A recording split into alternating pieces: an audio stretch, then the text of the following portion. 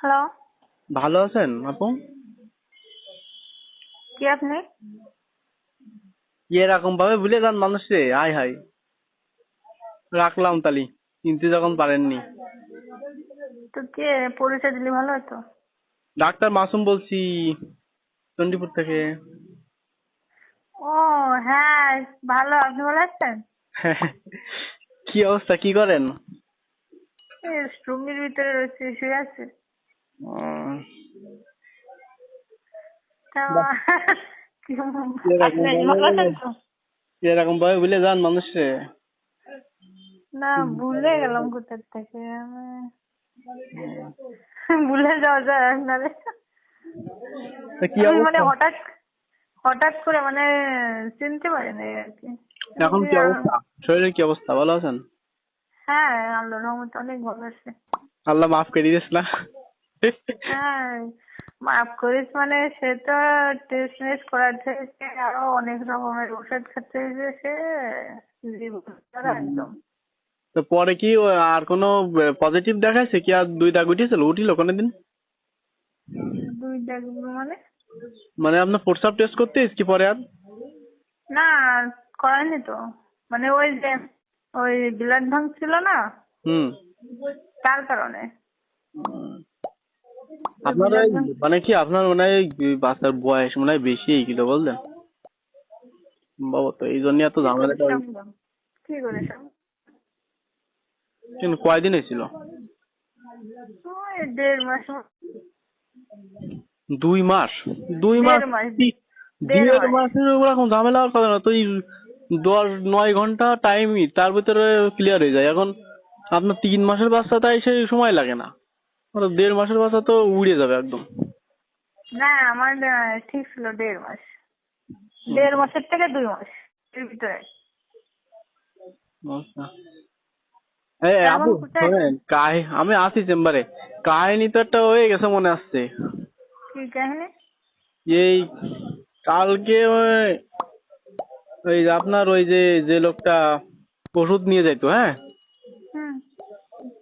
ওই ওই লোকটা তো ওরে ঠিকানা দিছিল, আমার ঠিকানা দিছিল তো রনি ভাই, বুঝলেন। এখন সে হঠাৎ করে কালকে রনি ভাই এসে কাছে, মাধব ওই নাম্বারটা আছে তোমার কাছে? আমি ফার্স্ট টাইম বলছি ওই নাম্বারটা মনে হয় নেই ভাই। রনির ভাই মানে? ও আপনি চেনবেন না, ওর কি একটা হয় ওদের। এখন ও বলতেছে নাম্বারটা আছে কিনা, তো আমি বললাম কি নাম্বারটা তো বা থাকতে পারে, দেখতে হবে। তারপরে যে হুম। আমি নাম্বার টাম্বার, বলছেন কি সমস্যা?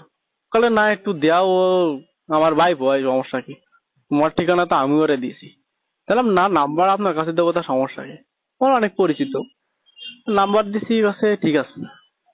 এবারে আমারে দেয়াটা উচিত হয় না। এরপরে আমার অনেক কথা বললে আপনার বিষয় যে মাসুম, ও তো পরিচিত আমার। পরে হুম। জানতে পারলাম এখন আপনার কাছে নাকি কল দিয়েছে, আপনি কথাটা তো বলেননি।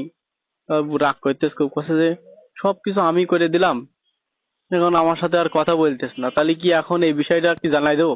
বললাম, ভাই খবরদার না ভাই, তো জানানো আপনার উচিত হবে না।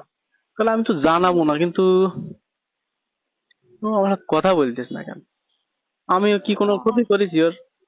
তা আমি বলতেছি যে ক্ষতির বিষয় না, বিষয়টা হচ্ছে যে আপনার হয়তো বা আপনি আপনার সাথে কথা বললে ওই লোকটা আবার মাইন্ড করবে না, যার কারণে মানে কথা বলতেছ না। তাহলে ও মাইন্ড করলে তো আমার সমস্যা কি? আমি কথা বলবো ওর সাথে, ওকেও জানতেছে ও। আমি বললাম ভাই আপনি আপনাদের বিষয় আপনারা দেখেন। বলে যে তুমি একটু কথা বলি না, বললাম আমার নাম্বার ধরবেন না, ও জানে। আর একদিন আমার বউ মাইন্ড করে কথা মতো বললি, কথা বলতে পারবো না। এই বেশ কয়েকদিন আগে ঘটনা। আজকে ফোন দিলাম আপনার কাছে এমনি মানে, তো মনে পড়লো আর কি ওই কথাটা। ও, তা আপনি নাম্বারটা কি দিয়ে দিয়েছেন? নাম্বারটা তো ওই দিন দিয়ে দিয়েছিলাম আমি। কি, ও তো ভালো ছেলে, অত্যন্ত ভালো ছেলে।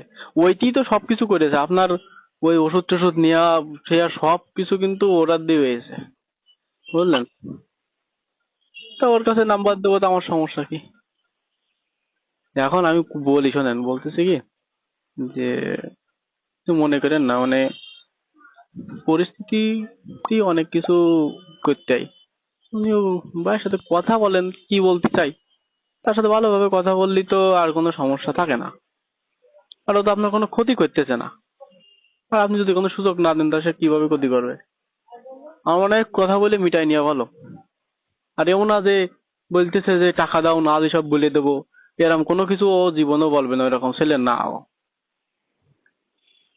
না, আপনি একটু কথা বলেন। আচ্ছা, তো রনি কি আপনার এখানে গেছে?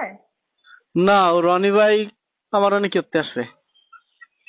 তাহলে আপনি কি করে জানেন? রনি ভাই আসিল তো সেই মানে 2-3 দিন আগে। কি বলতেছে? ওই বলতেছে যে মাসুম ও তো আমার পরিচিত কাকি বইসি হয়।